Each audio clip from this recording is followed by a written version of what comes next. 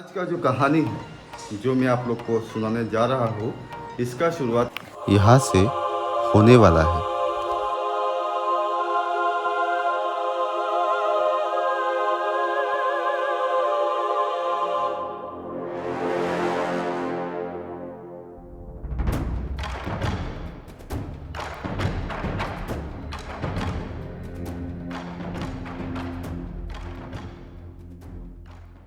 कहानी को बीच में से तुम क्यों बोल रहे हो भाई? कहानी बोलना तो सही ढंग से बोलो ना। ऐसा क्या? रुक देखते। हाँ भाई सही में यार, मैंने गलती कर दिया। रुक अभी ठीक करता हूँ।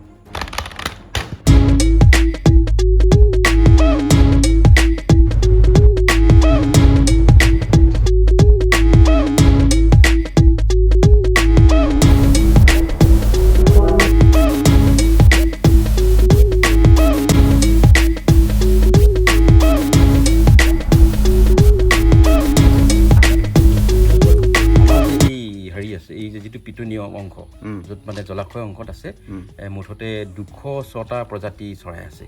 সেইটো মানে এইটো প্ৰথম এতিয়া নৱেম্বৰ ডিচেম্বৰ মাহত মাৰ্গেটৰী বাৰ্ডছবিলাক আহি যায়।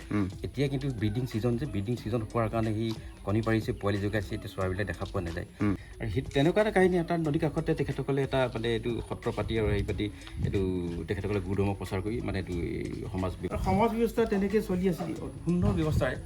আৰু কথা হ'ল কিন্তু তেতিয়া মানে এইটো নিজৰ মানে এইটো মাকে ছোৱালীজনী কান্দোন বন্ধ কৰিবৰ কাৰণে ক'লে যে নহয় বোলে তোমাক বোলে তুমি এনেকৈ কান্দি থাকিলে তোমাক মানে জল কৰি মানে বিয়া কৰি লৈ যাব।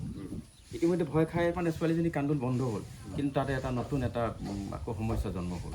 সেইটো হ'ল মানে এইটো শেষত যেতিয়া মানে দ্বিতীয় কন্যাগৰাকী মানে একলা দুকলাকৈ বসন্ত পাৰ কৰাৰ পাছত মানে তাই এদিন মানে গাভৰু হ'ল।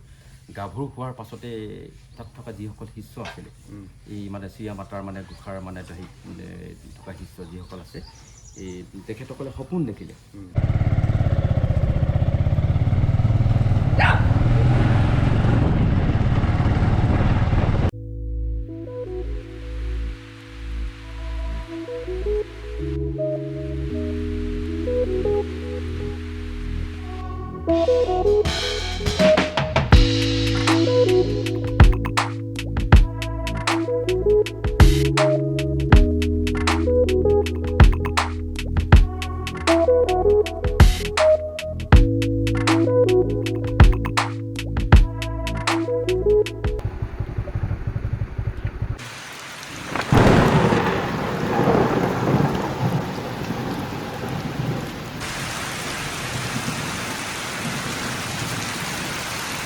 A few moments later.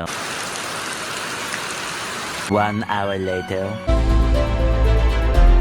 तो भैया जी अभी बारिश कम नहीं हो रहा है, तो करीबन 1 घंटा रुकने के बाद मैं चल पड़ा शूटिंग करने।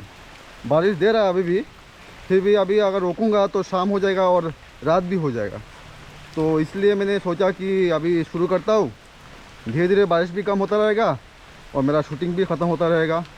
तो अभी आप लोग देख सकते हैं इस तरफ पूरा जंगल है, इस तरफ, और इस तरफ है पार्क। तो ये जो पार्क है इसके बारे में आप लोग को मैं बाद में बताऊंगा। अभी फ़िलहाल जा रहा हूँ खाना खाने के लिए, क्योंकि मुझे बहुत भूख लगी है। सुबह कुछ खा के नहीं आया और जो सोच के आया था वो अभी तक कुछ भी हो नहीं पाया। 1 घंटे तक बैठा हूँ, बारिश कब कम होगा, और अभी फ़िलहाल बारिश कम नहीं हो रहा है, तो इसलिए थोड़ा अभी खाना खा लूँगा। यहाँ पे सामने एक रेस्टोरेंट है, तो खाना खा के जब बारिश थोड़ा कम हो जाएगा उसके बाद शूट कर लेंगे। और इस जगह का जो महत्व है, इस जगह का जो हिस्ट्री है, उसके बारे में आप लोग को कुछ बताने की कोशिश करेंगे।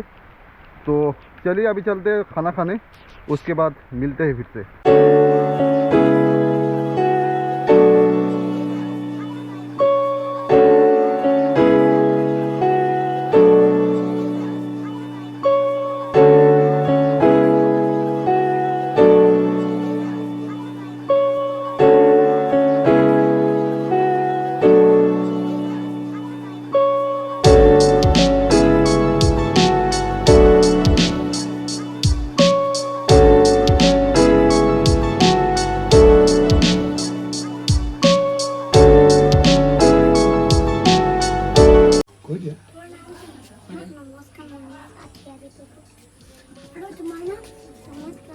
तुम्हारा नाम कुछ है? पूनम देवान चांदरी।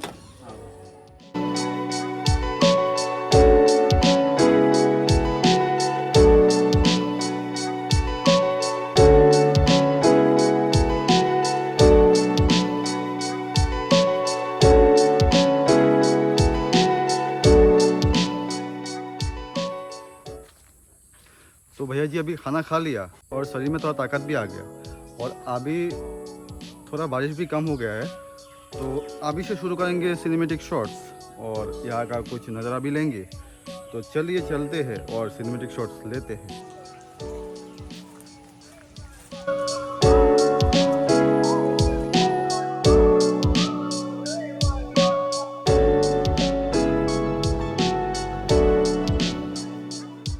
ये है सासोनी मेरविल परिवेश पर्यटन प्रकल्प। सासोनी मेरविल यहाँ जिले में एक पर्यटन स्थल के रूप में तेजी से विकसित हो रहा है, क्योंकि इसका विशिष्ट आकार का द्वीप विभिन्न पक्षियों, तितलियों, जलीय जीवों, औषधीय पौधों, ऑर्किड और अन्य संसाधनों से युक्त जैव विविधता से समृद्ध है। यह स्थल पास के नाहरकटिया शहर से लगभग 10 किलोमीटर और डिब्रूगढ़ से लगभग 70 किलोमीटर दूर है। एक अध्ययन के अनुसार पंछियों की लगभग 200 प्रजातियां हैं। स्थानीय और प्रवासी दोनों पौधों की 200 से अधिक प्रजातियां और जानवरों की कोई दुर्लभ प्रजातियां, सरीसृप, कीड़े, तितलियां, मछलियां आदि। चित्र में जो प्रतिमा दिखाई दे रही है, ये प्रतिमा परियोजना के प्रवर्तकों के अनुसार जलकोर की पौराणिक प्रतिमा को खड़ा करने का उद्देश्य लोगों को सभी जीवित प्राणियों के लिए जीवन के स्रोत के रूप में पानी के महत्व और इसके संरक्षण की आवश्यकता के बारे में याद दिलाना और लोगों को आकर्षित करना भी है। चाहे वो किसी भी आस्था के हो और जातीयता लोगों के बीच भाईचारे और सद्भाव को बढ़ावा देने के लिए एक प्रयास किया गया। अभी शुरू करते हैं कहानी। स्थानीय ग्रामीणों का मानना है कि एक पुजारी जिसका नाम श्री श्री राम था, लेकिन लोकप्रिय रूप से गुसाई कहा जाता था, उसकी एक सुंदर बेटी थी जिसका नाम धीति था। एक बार धीति की मां ने एक स्वप्न देखा जिसमें जल देवता ने धीति से विवाह के लिए हाथ मांगा। उसके अपने पति और पड़ोसियों को अपने सपनों के बारे में बताया, लेकिन सभी ने इस बार बहुत कम या कोई ध्यान नहीं दिया। लेकिन सभी को आश्चर्य हुआ कि उसी रात धीति के पिता सहित सभी ग्रामीणों ने वो सपना देखा जहां जलकोर धीति से शादी के लिए कह रहे थे। ग्रामीणों ने तुरंत पुजारी से उसकी बेटी को सौंपने के लिए कहा, लेकिन उसने इस मामले को नजरअंदाज कर दिया और गांव ने देवता के क्रोध को देखा जिसने पूरे गांव में पानी भर दिया। उसके बाद पुजारी ने महाराज छोड़ दिया और अपने शिष्यों के साथ सासोनी के मेरविल चले गए, जहां उन्होंने एक नया छत्र शुरू किया।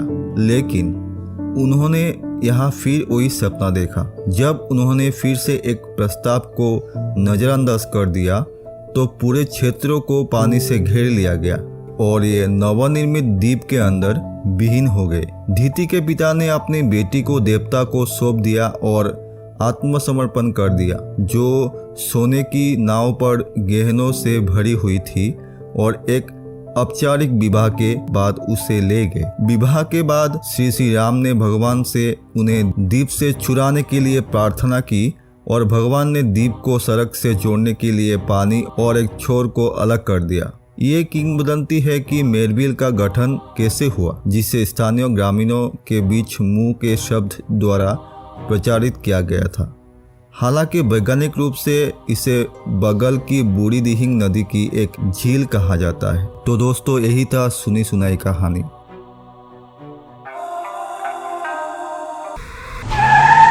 तो भैया जी, आज का ब्लॉगिंग यही ख़त्म करना चाहूँगा, क्योंकि आज सुबह यहाँ पे आए थे 9 बजे और सुबह से लेकर अभी 3 बज चुके हैं।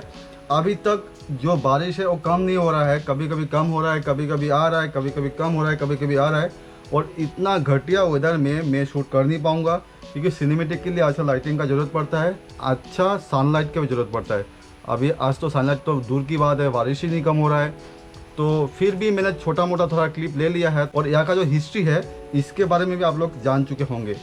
तो आज का ब्लॉगिंग यही ख़त्म करना चाहूँगा।